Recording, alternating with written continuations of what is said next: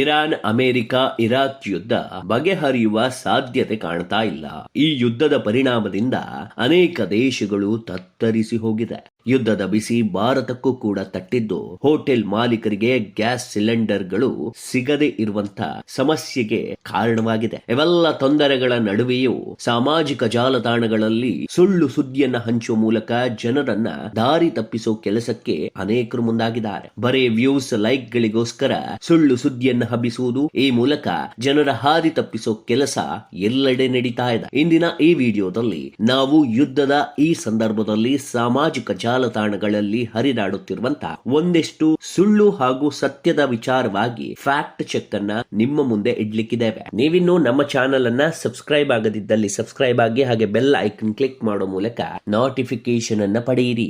ಸೇನೆಯ ಉಡುಪಿನಲ್ಲಿರುವ ಮಹಿಳೆಯರು ಹಬೀಬಿ come to Iran ಎಂಬ ಮಾತುಗಳ ಮೂಲಕ ಆರಂಭವಾಗುವ ವಿಡಿಯೋ ದೃಶ್ಯಗಳು ಇದೀಗ ಯುದ್ಧದ ಪರಿಸ್ಥಿತಿಯಂತೆ ಕಾಣಿಸ್ತಾ ಇದೆ. ಆದ್ರೆ ಇವು ನೈಜ ವಿಡಿಯೋ ಅಲ್ಲ, ಇದು AI ಕ್ರಿಯೇಟೆಡ್ ವಿಡಿಯೋ ಆಗಿದೆ. ಈಗಾಗಲೇ ಟಿಕ್ ಟಾಕ್, ಇನ್ಸ್ಟಾಗ್ರಾಮ್ ಅಲ್ಲಿ ಸಾಕಷ್ಟು ಹರಿದಾಡ್ತಾ ಇದೆ ಇಂತಹ ವಿಡಿಯೋಗಳು. ಹಾಗೆ ಇದಕ್ಕೆ ಲಕ್ಷಾಂತರ ವ್ಯೂಸ್ ಗಳು ಕೂಡ ಬರ್ತಾ ಇದೆ. ಬಹಳ ಮುಖ್ಯವಾಗಿ ನಾವು ಗಮನಿಸಬೇಕಾದದ್ದು ಏನಂದ್ರೆ, ಇರಾನ್ ನಲ್ಲಿ ಮಹಿಳೆಯರಿಗೆ ಸೈನ್ಯ ಸೇರುವ ಅವಕಾಶವಿಲ್ಲ. ಕಡ್ಡಾಯವಾಗಿ ಸೈನಿಕ ಸೇವೆ ಅನ್ನೋದು ಪುರುಷರಿಗೆ ಮಾತ್ರ ಅನ್ವಯ ಆಗ್ತದೆ. ಈ ತರದ AI ವಿಡಿಯೋಗಳು ಟಿಕ್ ಟಾಕ್ ವೇದಿಕೆಯಲ್ಲಿ ಹರಿದಾಡ್ತಾ ಇದ್ವು. ಅದನ್ನ ಡಿಲೀಟ್ ಮಾಡಲಾಗುತ್ತೆ ಟಿಕ್ ಟಾಕ್ ಸಂಸ್ಥೆ. ನಂತರ ಇನ್ಸ್ಟಾಗ್ರಾಮ್, ಎಕ್ಸ್, ಫೇಸ್ಬುಕ್ ನಲ್ಲೂ ಕೂಡ ಈ ತರದ ವಿಡಿಯೋಗಳು ಹರಿದಾಡ್ತಾ ಇದಾವೆ. ಇದನ್ನ ಕೂಡ ಮಾಧ್ಯಮಗಳು ವರದಿ ಮಾಡಿದೆ. ಹಾಗೆ ಇದನ್ನು ಕೂಡ ಡಿಲೀಟ್ ಮಾಡುವಂತ ಪ್ರಯತ್ನಕ್ಕೆ ಮುಂದಾಗಿದೆ. ಈ ಒಂದು ವಿಡಿಯೋ ನೋಡಿದ ತಕ್ಷಣ ಕೆಲವರಿಗೆ ಇದು ಸತ್ಯ ಅನ್ಸಬಹುದು, ಒಂದಿಷ್ಟು ಜನರಿಗೆ ಇದು ಸುಳ್ಳಂತ ಗೊತ್ತಾಗುತ್ತೆ. ಆದ್ರೆ ಕೆಲವು ಮುಗ್ಧ ಜನರಿಗೆ ಇದು ಸತ್ಯ ಅಂತ ಅನ್ಸುತ್ತೆ. ಈ ಮೂಲಕವಾಗಿ ದಾರಿ ತಪ್ಪಿಸುವಂತ ಕೆಲಸಕ್ಕೆ ಅನೇಕರು ಮುಂದಾಗ್ತಾ ಇದ್ದಾರೆ. ಈ ಸುಳ್ಳು ಸುದ್ದಿ ಅನ್ನೋದು ಸಾಮಾಜಿಕ ಜಾಲತಾಣಗಳಲ್ಲಿ ಬಹುಬೇಗನೆ ಹರಡಿಬಿಡುತ್ತೆ. ಸತ್ಯಕ್ಕೆ ಎಷ್ಟು ಬೆಲೆ ಕೊಡ್ತಾರೋ ಇಲ್ವೋ ಗೊತ್ತಿಲ್ಲ, ಸುಳ್ಳು ಸುದ್ದಿಗಳಿಗೆ ಜನ ಸಾಕಷ್ಟು ಬೆಲೆಯನ್ನ ಕೊಡ್ತಾರೆ. ಯಾಕಂತಂದ್ರೆ ಅದೊಂಚೂರು ವೈಭವೀಕರಣವಾಗಿರುತ್ತೆ, ನೋಡೋಣ ಅನ್ಸೋ ರೀತಿ ಇರುತ್ತೆ. ಸೊ ಹಾಗಾಗಿ ಇದಕ್ಕೆ ಬೆಲೆ ಕೊಡುವಂತ ಚಾನ್ಸಸ್ ಗಳು ಜಾಸ್ತಿನೇ ಇರುತ್ತೆ.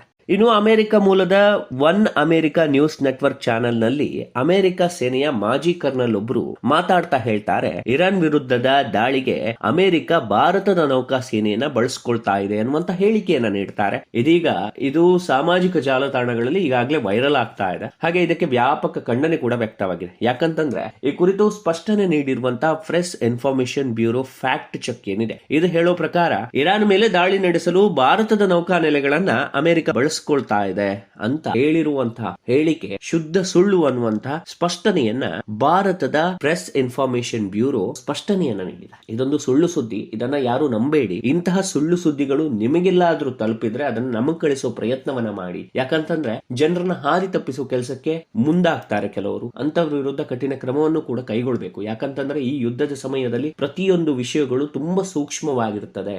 ಆ ಸೂಕ್ಷ್ಮ ವಿಚಾರಗಳನ್ನ ನಾವು ಸಾಮಾಜಿಕ ಜಾಲತಾಣಗಳಲ್ಲಿ ಹಂಚಿಕೊಳ್ಳುವಾಗ ಆ ಸೂಕ್ಷ್ಮತೆಯ ಗಂಭೀರತೆಯನ್ನ ಅರ್ಥ ಮಾಡ್ಕೋಬೇಕು. ಭಾರತ ನೌಕಾ ಸೇನೆಯನ್ನ ಅಮೆರಿಕ ಬಳಸ್ಕೊಳ್ತಿದೆ ಅನ್ನುವಂತಹ ಮಾಹಿತಿ ಏನು ಬರ್ತಾ ಇದೆ, ಒಂದು ವಿಡಿಯೋ ವೈರಲ್ ಆಗ್ತಾ ಇದೆ, ಅದು ಶುದ್ಧ ಸುಳ್ಳು ಅನ್ನುವುದನ್ನ ಈಗ ಭಾರತ ಸ್ಪಷ್ಟನೆ ನೀಡಿ. ಇತ್ತ ಇನ್ನೊಂದು ವಿಷಯ ತುಂಬಾನೇ ನಗು ಬರುತ್ತೆ ನಿಮ್ಗೆ. ಯಾಕಂತಂದ್ರೆ ನೀವು ಈ ಒಂದು ವಿಡಿಯೋಗಳನ್ನ ನೋಡಿರಬಹುದು. ಈ ಬಾರಿ ಕ್ಷಿಪಣಿ ಪರೀಕ್ಷೆಯನ್ನ ಕಿಮ್ ಜಾಂಗ್ ಉನ್ ಅವರು 13 ವರ್ಷದ ಪುತ್ರಿ ಕಿಮ್ ಜೂ ಎ ನೊಂದಿಗೆ ಮಾಡಿದ್ದಾರೆ. ಕಳೆದ ಕೆಲ ತಿಂಗಳ ಹಿಂದೆ ಸೇನಾ ಪರೇಡ್ಗಳು, ಕ್ಷಿಪಣಿ ಉಡಾವಣೆ, ಅಸ್ತ್ರಗಳ ಪರೀಕ್ಷೆ ಇವೆಲ್ಲವನ್ನ ಮಗಳ ಜೊತೆ ಇವರು ಮಾಡಿದ್ದಾರೆ. ದಕ್ಷಿಣ ಕೊರಿಯಾದ ಗುಪ್ತಚರ ಸಂಸ್ಥೆಗಳ ವರದಿ ಪ್ರಕಾರ ಕಿಮ್ ಜಾಂಗ್ ಉನ್ ಏನಿದ್ದಾರೆ, ಅವರು ತನ್ನ ಮಗಳನ್ನೇ ನೆಕ್ಸ್ಟ್ ಉತ್ತರಾಧಿಕಾರಿಯಾಗಿ ಮಾಡುತ್ತಾರೆ ಅನ್ನುವಂತ ವಿಚಾರವನ್ನ ಇಟ್ಟುಕೊಂಡು ಸಿದ್ಧತೆಯನ್ನ ನಡೆಸ್ತಾ ಇದ್ದಾರೆ ಅನ್ನುವಂತ ಅನೇಕ ವಿಚಾರಗಳನ್ನ ಈಗಾಗಲೇ ದಕ್ಷಿಣ ಕೊರಿಯಾ ಗುಪ್ತಚರ ಇಲಾಖೆ ತಿಳಿಸಿದೆ. ಇವೆಲ್ಲ ಸಂಗತಿಗಳ ನಡುವೆ ಇತ್ತೀಚೆಗೆ ಅವರು ಕ್ಷಿಪಣಿ ಪರೀಕ್ಷೆಯನ್ನ ಮಾಡುವುದಿರಬಹುದು, ರೈಫಲ್ ಶೂಟಿಂಗ್ ತರಬೇತಿಗಳಿರಬಹುದು, ಈ ಎಲ್ಲ ಕುರಿತಾದ ಒಂದಿಷ್ಟು ವಿಡಿಯೋಗಳನ್ನ ಹಂಚಿಕೊಂಡಿದ್ದಾರೆ. ಸೊ ಈ ಮೂಲಕ ಶಸ್ತ್ರಾಸ್ತ್ರಗಳ ಬಳಕೆಗೆ ನಾನು ಸಿದ್ಧ ಅನ್ನೋದಾಗಿ ಮಿತ್ರ ರಾಷ್ಟ್ರಗಳಿಗೆ ಒಂದು ಸಿಗ್ನಲ್ ಅನ್ನ ಕೊಟ್ಟಿದ್ದಾರೆ. ಇತ್ತ ರಾಜತಾಂತ್ರಿಕ ವ್ಯವಸ್ಥೆಯಲ್ಲಿ ನೋಡೋದಾದ್ರೆ ಒಂದಿಷ್ಟು ಅಭ್ಯಾಸಗಳನ್ನು ಮಾಡ್ಕೊಳ್ಬೇಕಾಗತ್ತೆ. ಯಾಕಂದ್ರೆ ಯುದ್ಧದ ಪರಿಸ್ಥಿತಿಗಳು ಯಾವಾಗ ಬರುತ್ತೆ ಅಂತ ಹೇಳಕ್ಕಾಗಲ್ಲ. ಅದು ಅಲ್ಲದೆ ಕಿಮ್ ಅವ್ರಿಗೆ ಏನಂತಂದ್ರೆ ಯುದ್ಧಕ್ಕೆ ಪಾಲ್ಗೊಳ್ಬೇಕು ಅನ್ನುವಂತ ಉತ್ಸಾಹ ಜಾಸ್ತಿ ಆಗಿದೆ. ಯಾರು ನನ್ನನ್ನು ಕನ್ಸಿಡರ್ ಮಾಡ್ತಾ ಇಲ್ಲಲ್ಲ, ಯಾರು ನನ್ನನ್ನ ಮಾತಾಡ್ತಿಲ್ಲಲ್ಲ, ನನ್ನನ್ನು ಯಾರಾದ್ರೂ ಕೆಣಕಲಿ ಅನ್ನುವಂತ ವೇಟಿಂಗ್ ಅಲ್ಲಿದ್ದಾರೆ ಕಿಮ್ ಜಾಂಗ್ ಅವರು. ಸೊ ಈ ಮೂಲಕ ಏನಂತಂದ್ರೆ ಯುದ್ಧದ ಪರಿಸ್ಥಿತಿ ಈಗ ಉದ್ವಿಗ್ನಗೊಳ್ಳುವಂತಹ ಸಂದರ್ಭದಲ್ಲಿ ಕಿಮ್ ಜಾಂಗ್ ಜಾಂಗ್ ಉನ್ ಉಪಸ್ಥಿತಿ ಇಲ್ಲ ಅನ್ನೋದು ಕೂಡ ಕೆಲವೊಂದ್ ಕಡೆ ಬೇಸರ ಆಗ್ತಾ ಇದೆ. ಯಾಕಂತಂದ್ರೆ ಕಿಮ್ ಜಾಂಗ್ ಅವರು ಒಂದ್ ವೇಳೆ ಯುದ್ಧದ ಉಪಸ್ಥಿತಿ ಇದ್ರೆ ಬೇಗ ಯುದ್ಧ ಮುಗಿಯುತ್ತೆ, ಹಾನಿ ಜಾಸ್ತಿ ಇರುತ್ತೆ. ಯಾಕಂದ್ರೆ ತುಂಬಾ ಅಗ್ರೆಸಿವ್ ಆಗಿರುವಂತಹ ವ್ಯಕ್ತಿ, ಯಾರ ಮಾತನ್ನು ಕೇಳದೆ ಇರುವಂತಹ ವ್ಯಕ್ತಿ. ಸೊ ಹಾಗಾಗಿ ಇಂಥವ್ರು ಎಲ್ಲಾರು ಯುದ್ಧಕ್ಕೆ ಎಂಟ್ರಿ ಕೊಟ್ರು ಅಂತಂದ್ರೆ ಅಮೆರಿಕ ಪರಿಸ್ಥಿತಿ ತುಂಬಾನೇ ಕಷ್ಟ ಆಗುತ್ತೆ. ಅಮೆರಿಕನ್ನು ಕೂಡ ಸೆಡ್ ಹೊಡೆಯುವಂತ ಶಕ್ತಿ ಕಿಮ್ ಜಾಂಗ್ ಇದೆ. ಸೊ ಉತ್ತರ ಕೊರಿಯಾದ ಸರ್ವಾಧಿಕಾರಿ ಏನಿದ್ದಾರೆ ಅವ್ರು ಯಾರ ಮಾತನ್ನು ಕೇಳೋದಿಲ್ಲ, ಅವ್ರು ಏನ್ ಮಾಡ್ಬೇಕು ಅನ್ನೋದನ್ನ ಅವರೇ ಮಾಡ್ತಾರೆ, ತುಂಬಾ ಟೈಮ್ ಕೂಡ ಕೊಡೋದಿಲ್ಲ. ಸೊ ಈ ತರ ಇರುವಾಗ ಒಂದು ವಿಚಾರ ಸಾಮಾಜಿಕ ಜಾಲತಾಣಗಳಲ್ಲಿ ವೈರಲ್ ಆಗುತ್ತೆ. ಅದೇನಂತಂದ್ರೆ ಸೌತ್ ಕೊರಿಯಾ ಎಂಬಸಿ ಮೇಲೆ ಇರಾಕ್ ಬಾಂಬ್ ಅಟ್ಯಾಕ್ ಮಾಡಿದೆ, ಕಿಮ್ ಜಾಂಗ್ ಯುದ್ಧಕ್ಕೆ ಸಜ್ಜಾಗ್ತಿದ್ದಾರೆ ಎಂದು ತನ್ನ ಮಗಳನ್ನ ಕೂರಿಸಿಕೊಂಡು ಕ್ಷಿಪಣಿ ಉಡಾವಣೆ ಅಭ್ಯಾಸ ಮಾಡುವ ವಿಡಿಯೋವನ್ನ ಈಗಾಗಲೇ ಇರಾಕ್ ಕಡೆಗೆ ಯುದ್ಧ ಕ್ಷಿಪಣಿಯನ್ನ ಸೌತ್ ಕೊರಿಯಾ ಉಡಾವಣೆ ಮಾಡಿ ಆಗಿದೆ ಅನ್ನೋ ರೀತಿಯಲ್ಲಿ ಬಿಂಬಿಸ್ತಾ ಇದ್ದಾರೆ. ಆ ಸುದ್ದಿಗಳನ್ನ ವೈರಲ್ ಮಾಡ್ತಾ ಇದ್ದಾರೆ. ನಿಜವಾಗಿಯೂ ಈ ಒಂದು ಸುದ್ದಿ ಸುಳ್ಳು. ಯಾಕಂತಂದ್ರೆ ಯಾರು ಕೂಡ ಕೊರಿಯಾ ಎಂಬಸಿ ಮೇಲೆ ಅಟ್ಯಾಕ್ ಮಾಡಿಲ್ಲ, ಬಾಂಬ್ ಅಟ್ಯಾಕ್ ಆಗಿಲ್ಲ. ಅದು ಸಂಪೂರ್ಣ ಸುಳ್ಳಾದಂತ ವಿಷಯ. ಎಷ್ಟು ವೈರಲ್ ಆಗಿತ್ತು ಅಂತಂದ್ರೆ ಆ ಸುದ್ದಿ ಬರ್ತಾ ಇದ್ದಂತೆ ಎಲ್ಲರೂ ಹಾಕ್ಲಿಕ್ಕೆ ಸ್ಟಾರ್ಟ್ ಮಾಡಿದ್ರು. ಸೊ ಇದು ಒಂದು ಸುಳ್ಳು ಸುದ್ದಿ. ಇದ್ರ ಬಗ್ಗೆನೂ ನೀವು ಗಮನ ಹರಿಸಬೇಕಾಗತ್ತೆ. ಒಂದಿಷ್ಟು ಫ್ಯಾಕ್ಟ್ ಚೆಕ್ ಗಳನ್ನ ಮಾಡೋದು ಒಳ್ಳೆಯದು. ಈ ಸುಳ್ಳು ಸುದ್ದಿಯ ನಡುವೆ ಸತ್ಯ ಸುದ್ದಿಗಳು ಕೂಡ ಕೆಲವೊಂದ್ ಕಡೆ ನಂಬಬೇಕಾ ಬಿಡಬೇಕಾ ಅನ್ನುವಂತ ಗೊಂದಲವನ್ನ ನಮ್ಗೆ ಈಡು ಮಾಡುತ್ತೆ. ಹೌದು, ದಕ್ಷಿಣ ಕೊರಿಯಾ ಯುದ್ಧ ವಿಮಾನ ತರಬೇತಿ ಮಾಡುವಂತ ಸಂದರ್ಭದಲ್ಲಿ ಏನಾಗಿತ್ತು ಅಂತಂದ್ರೆ ಉತ್ತರ ಕೊರಿಯಾದ ಜನವಸತಿ ಪ್ರದೇಶದ ಮೇಲೆ 8 ಬಾಂಬ್ಗಳು ಬೀಳ್ತದೆ, ಆಕಸ್ಮಿಕವಾಗಿ ಬೀಳ್ತದೆ. ಈ ಮೂಲಕ ಒಂದಿಷ್ಟು ಜನ ಗಾಯಗೊಂಡಿದ್ದಾರೆ, ಒಂದಿಬ್ರು ಗಂಭೀರ ಆಗಿದ್ದಾರೆ. 8 ಜನ ಗಾಯಗೊಂಡು ಇಬ್ಬರ ಪರಿಸ್ಥಿತಿ ಗಂಭೀರ ಆಗಿದೆ. ಈ ಕುರಿತು ಉತ್ತರ ಕೊರಿಯಾದ ಆರ್ಮಿ ಏನಿದೆ ಅದು ಕ್ಷಮೆಯನ್ನ ಕೇಳಿದೆ.